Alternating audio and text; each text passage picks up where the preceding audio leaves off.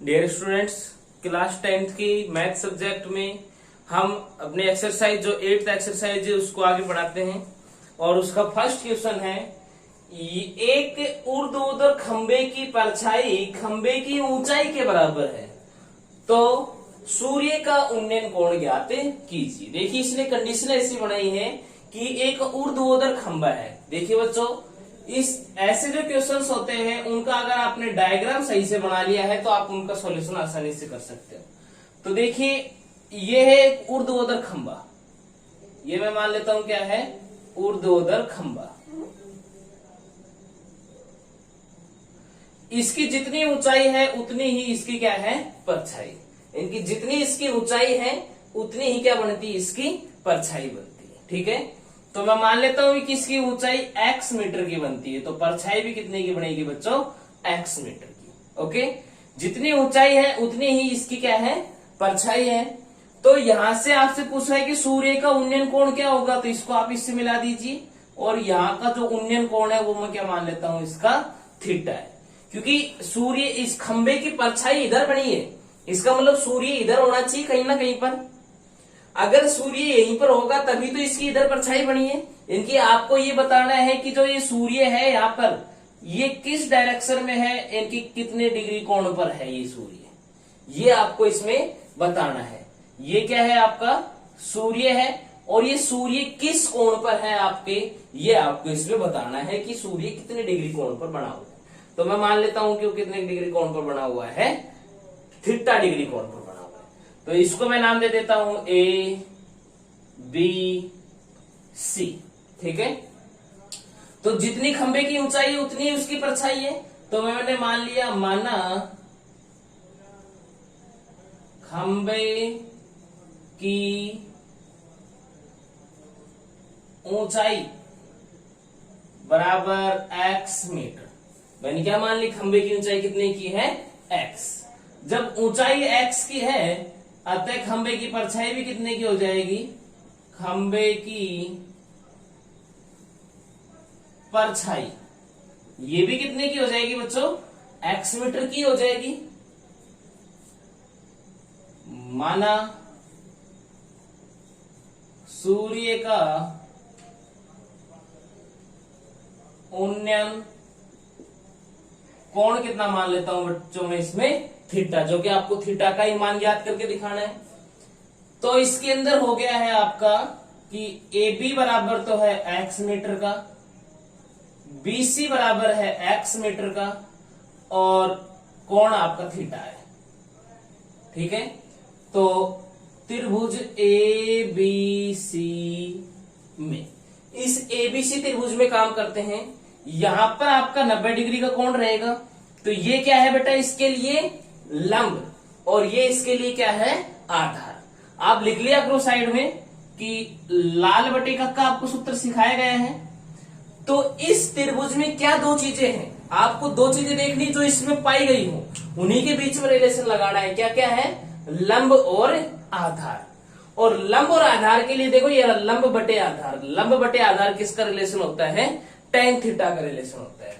तो क्या लिखेंगे इसके अंदर, tan थीटा बराबर लंब बटे में आधार। तो tan थीटा बराबर लंब है x का और आधार भी कितने का है, x का है। इसलिए tan थीटा बराबर x से x कटेगा कितना आएगा, 1। तो tan थीटा बराबर, अब देखो tan की टेबल में 1 कितने डिग्री का मान होता है, तो आप पाओगे ये होता है tan 45 डिग्री का मान। tan से tan कट जाएगा तो थीटा बराबर कितना आ जाएगा, 45 डिग्री। अतः सूर्य का उन्नयन कोण 45 डिग्री होगा। यहां पर जो सूर्य का उन्नयन कोण बढ़ेगा वो सूर्य का उन्नयन कोण कितने डिग्री का बनेगा, 45 डिग्री का बनेगा। देखिए, बेसिक क्वेश्चंस है, आपको समझना है इनको कि एक खंबे की, ऊर्ध्वाधर खंबे की परछाई खंबे की ऊंचाई के बराबर है।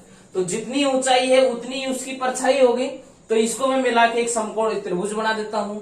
समकोण त्रिभुज बनाने के बाद देखो, इसकी ऊंचाई मैंने मान ली x की, तो परछाई भी x की। उन्नयन कोण मैं मान लेता हूं थीटा का है।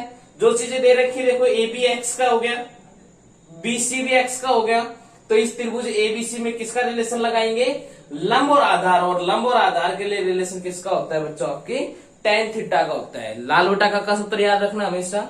और लंब और आधार के लिए tan थीटा लगाया तो tan लंब का भी x और आधार भी x, x से x कट जाएगा तो क्या बचेगा 1, tan में 1 होता है 45 डिग्री का, तो थीटा का मान 45 आ गया और यही हो जाएगा सूर्य का उन्नयन कोण।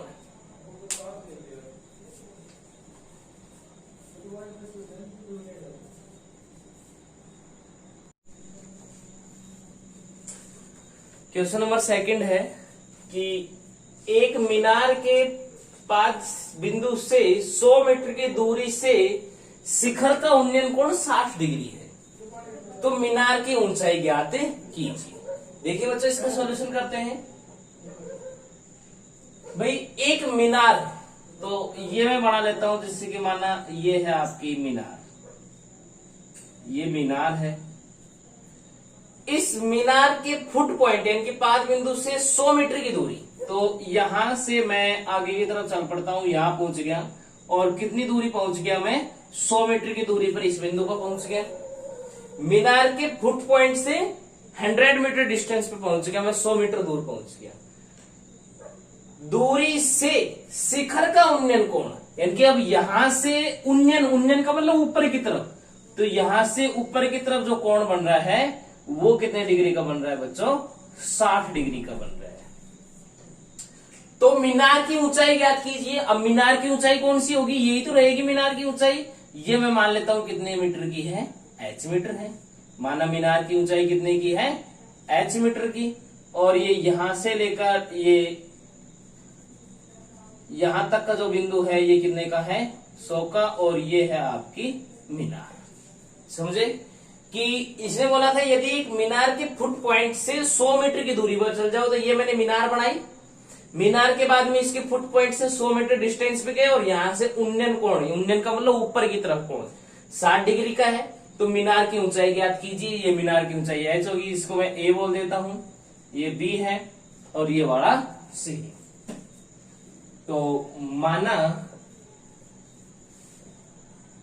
मीनार की ऊंचाई बराबर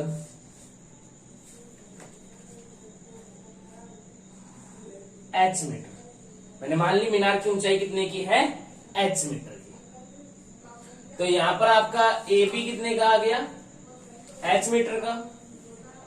BC कितने का है, 100 मीटर का। और कोण कितने का है बच्चों आपका, 60 डिग्री का है।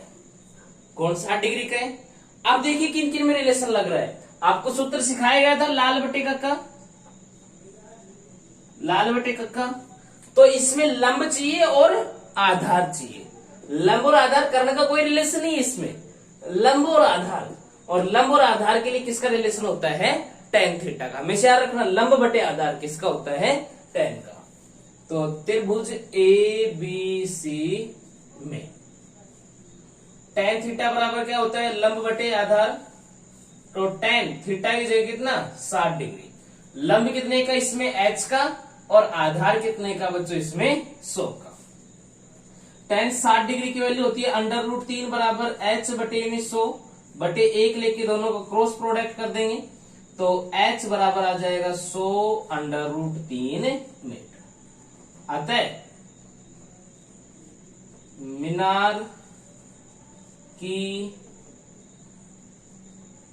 ऊंचाई बराबर 100 मीटर, सॉरी मीनार की ऊंचाई बराबर 100 √3 मीटर।